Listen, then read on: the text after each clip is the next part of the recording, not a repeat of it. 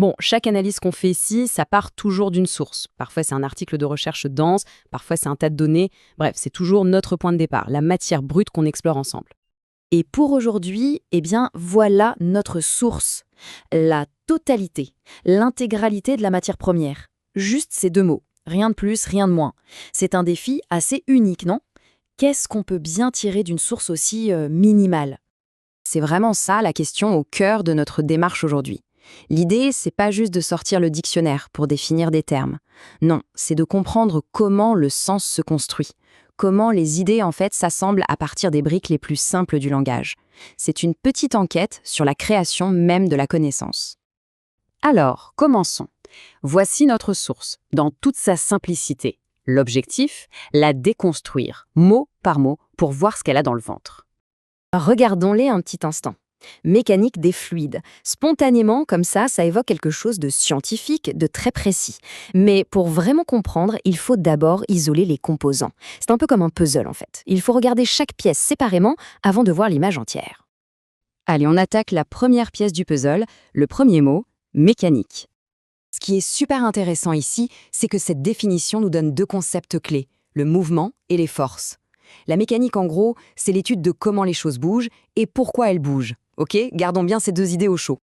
Parfait. On a notre première pièce. Passons maintenant à la seconde, fluide.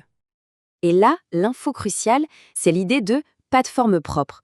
Un fluide, ça cède, ça s'écoule. C'est donc tout ce qui coule, que ce soit un liquide comme l'eau ou même un gaz comme l'air qu'on respire. Voilà notre deuxième pièce du puzzle. Bon, maintenant qu'on a nos deux composants bien définis, il est temps de les remettre ensemble. C'est le moment où la magie opère et où le sens global va apparaître. Et voilà comment tout s'emboîte parfaitement. On prend la mécanique, donc l'étude du mouvement et des forces. On y ajoute les fluides, c'est-à-dire les substances qui s'écoulent. Et ce petit mot « des », il agit comme un pont, il connecte les deux. Au final, la mécanique des fluides, c'est tout simplement l'étude des forces et du mouvement appliquée à tout ce qui coule, les liquides et les gaz. C'est logique.